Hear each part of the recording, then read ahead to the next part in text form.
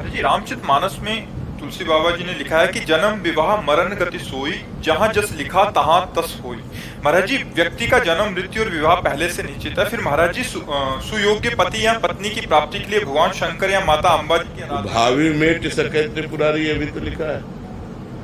जो तप करे तुम्हारी कुमारी, तो भावी मेट सके त्रिपुरारी, ये भी तो लिखा है रामचरितमानस में।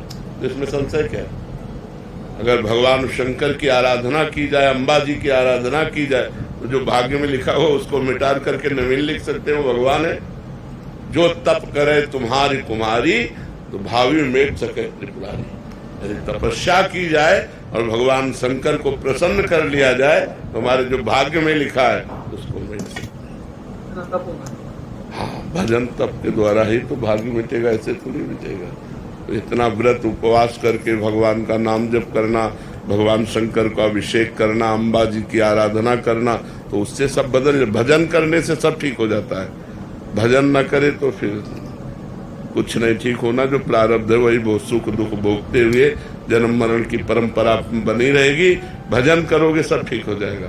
चाहे राम का भजन करो, चाहे कृष्ण का भजन करो, चाहे शिव का, वो सब एक ही परम तत्व है। भजन से वारी मथे घृत होए बरु, सिकता ते बरु तेल, और बिनु हरि भजन न भवतरी, या सिद्धांत पेल।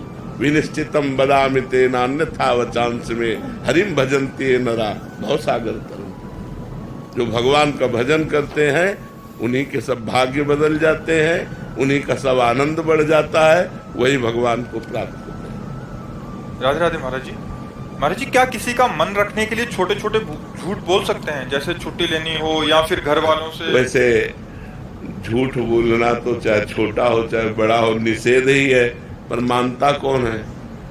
कलयुग में ऐसा प्रभाव चल गया है, झूठ ही लेना, झूठ ही देना और झूठ ही भोजन, झूठ चबेना। झूठ की बाहुल्यता कलयुग में हो गई है। झूठ बोलना काफी तो मोबाइल ने बढ़ा दिया है। बोले कहाँ हो? बोले इस समय हम आगरे में हैं, और बगल घर में। वो झूठ बोल रहे हैं ना। बोले कह दो है नहीं, झूठ बुलवाता है। काफी तो मोबाइल झूठ बुलवाता है, और काफी अपने जानबूझकर बात बनाने के लिए झूठ बोल देते हैं। तो अगर हम सत्य बोले तो हानि क्या हो जाएगी? भाई हम नहीं आज आपसे बात कर सकते, एक सेकंड बोला काट दिया। हम क्यों बोले कि कह दो आगरे में है ऐसा? कभी कभी बड़ों का मन रखने के लिए थोड़ा करना। आपको पसंद नहीं, लेकिन हमारा कार्य है वहां तक जाना, तो आप क्षमा कीजिएगा। मैं वहीं जा रही हूँ जहाँ आप सुनना नहीं चाहती है, हमें जाना अनिवार्य है। वो थोड़ा उनको बुरा लगेगा, लेकिन उनको पता है मेरी बहू कहाँ गई है। अब तुरंत काम बना, वो बोले उनके घर गए। बोले उनके घर नहीं गई, वो तो उनके घर गई है। तब तो बहुत ही गलत हो जाएगा जब उनको असलियत पता चलेगी।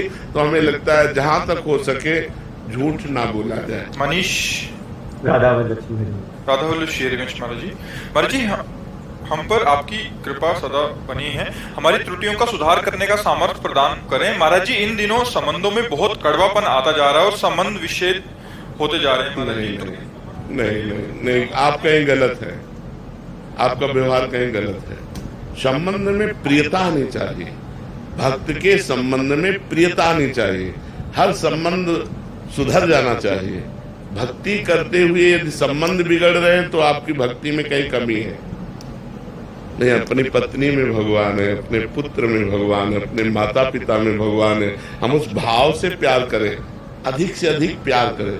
पत्नी को इतना प्यार करें कि उसके सब स्वभाव बदल जाए।